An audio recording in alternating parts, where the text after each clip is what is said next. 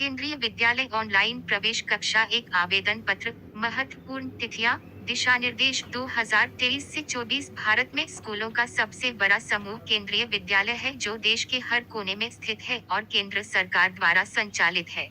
सबसे बड़ा शिक्षण संस्थान 1248 स्कूलों, 14,35,562 छात्रों और 44,816 शिक्षण और गैर शिक्षण कर्मचारियों के साथ चलता है। हर साल सभी केंद्रीय विद्यालयों में कक्षा 1 के लिए प्रवेश प्रक्रिया मार्च के महीने में शुरू होती है। शैक्षणिक वर्ष 2023 से 24 के लिए नए सिरे से प्रवेश फरवरी 2023 के अंत में अधिसूचित किया जाएगा। सभी माता पिता और अभिभावक 2023 में कक्षा 1 में प्रवेश के बारे में अधिक जानकारी के लिए केंद्रीय विद्यालय संगठन (केवीएस) की आधिकारिक वेबसाइट देखेंगे। उससे पहले केंद्रीय विद्यालय में कक्षा 1 से 9 और 11 तक में दाखिले के लिए नई गाइडलाइंस जरूर पढ़ लें। केंद्रीय विद्यालय प्रवेश 2023 से 24। केंद्रीय विद्यालय भारतीय मानव संसाधन विकास मंत्रालय के तहत केंद्र सरकार के स्कूलों की एक श्रृंखला है। केंद्रीय विद्यालय केंद्रीय माध्यमिक शिक्षा बोर्ड (सीबीएसई) से संबद्ध हैं। इन स्कूलों के कामकाज की देखरेख भारत सरकार के तहत एक स्वायत्त निकाय केंद्रीय विद्यालय संगठन द्वारा की जाती है। केंद्रीय विद्यालय 1963 से शुरू होते हैं, जिसकी शुरुआत सिर्फ 20 स्कूलों से होती है। आज आप भारत में लगभग हर जगह एक केंद्रीय विद्यालय पा सकते हैं जिससे शिक्षा देश के कोने कोने तक पहुंच सके। दिसंबर 2021 तक कुल 1248 केंद्रीय विद्यालय स्कूल हैं। भारत में 1245 और विदेशों में 3। 2021 में भारत के केंद्रीय विद्यालय में लगभग 1.5 लाख छात्र नामांकित हैं। प्रवेश प्रक्रिया: यदि आप देश भर के किसी भी केंद्रीय विद्यालय में अपने बच्चे का प्रवेश लेने का प्रयास कर रहे हैं तो आपको एक बहुत ही सरल प्रक्रिया का पालन करना होगा। यदि आपको स्कूल में रिक्ति के लिए कोई विज्ञापन मिलता है तो आप अपने बच्चे को हमारे साथ आसानी से पंजीकृत कर सकते हैं। आप स्कूल के प्राचार्य के पास पंजीकरण के लिए प्रपत्र प्राप्त कर सकते हैं। ये पंजीकरण फॉर्म निःशुल्क है। हालांकि यदि आप अपने बच्चे को पहली कक्षा में नामांकित करना चाहते हैं तो आपको उन्हें ऑनलाइन प्रवेश पोर्टल के माध्यम से पंजीकृत करना होगा। इसके अतिरिक्त 11वीं कक्षा के लिए बोर्ड के परिणाम घोषित होने के बाद प्रवेश प्रक्रिया शुरू होती है। आपका प्रवेश आपके 10वीं बोर्ड परीक्षा परिणाम पर निर्भर करता है। 9वीं कक्षा में प्रवेश के लिए आवेदकों को एक प्रवेश परीक्षा लिखनी होगी।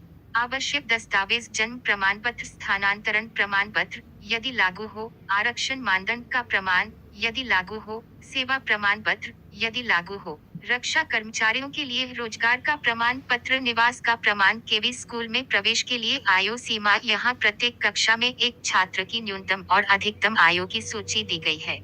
यह सत्र 2023 से 24 के लिए 31 मार्च 2023 तक आवेदन करने की आयु सीमा है। कक्षा 1 6 से 8 वर्ष, कक्षा 2 7 से 9 वर्ष, कक्षा 3 8 से 10 वर्ष पुराना, कक्षा 4 9 से 11 वर्ष, कक्षा 5 10 से 12 साल पुराना, कक्षा 6 11 से 13 साल की उम्र, कक्षा 7 12 से 14 वर्ष, कक्षा 8 13 से 15 वर्ष, कक्षा 9 14 से 16 वर्ष पुराना, कक्षा 10 15 से 18 वर्ष। आरक्षण: पहली कक्षा के छात्रों के लिए आरक्षण सीटों का विवरण है। शिक्षा के अधिकार के लिए 25% आरती, सुप्रीम कोर्ट के लिए 15%, एसटी के लिए 7.5%, OBC non creamy layer OBC NCL के लिए 27%। इसलिए 40 छात्रों की एक कक्षा के लिए सीटें होंगी। आरती 25%, 10 सीटें, सुप्रीम कोर्ट 15%, 06 सीटें, एसटी 7.5%, 03 सीटें, ओबीसी 27%, 11 सीटें। इसके अतिरिक्त 3% सीटें विकलांग बच्चों के लिए आरक्षित हैं। लॉटरी: लॉट का ड्रॉ प्रक्रिया: पंजीकरण के बाद प्रत्येक केंद्रीय विद्यालय में निम्नानुसार लॉटरी आयोजित की जाएगी। ए. आरती लॉटरी, बी. सभी डी लॉटरी, सी. श्रेणी 1, डी. श्रेणी 2, ईएससी, एफ. एसटी, छ. ओबीसी, ज. श्रेणी 3, आई. श्रेणी 4, जे. श्रेणी 5, के. श्रेणी 6 यदि लागू हो, L. Single girl child, SGC. Lottery परिणाम: लॉटरी का क्रम इस प्रकार होगा। 40 छात्रों की एक कक्षा में से पहली 10 सीटें आरती के प्रावधानों के अनुसार भरी जाएंगी। इस प्रकार अनुसूचित जाति, अनुसूचित जनजाति, EWS, BPL, OBC, non creamy layer, विकलांगों के सभी आवेदनों पर विचार किया जाता है। इसके बाद अनुसूचित जाति अनुसूचित जनजाति ओबीसी एनसीएल अनारक्षित के अलग अलग विकलांग उम्मीदवारों की लॉटरी आयोजित की जाती है। शेष सीटें कैट-1 और कैट-2 की मौजूदा प्राथमिकता श्रेणी के अनुसार भरी जाती हैं। परियोजना IHLKV के मामले में कैट-1 से कैट-3 यदि आरक्षित सीटों में से कोई भी अभी भी खाली है, तो उन्हें प्रवेश की प्राथमिकताओं के क्रम के अनुसार अनुसूचित जाति अनुसूचित जनजाति अन्य पिछड़ा वर्ग एनसीएल आवेदकों को प्रवेश देकर कवर किया जाता है।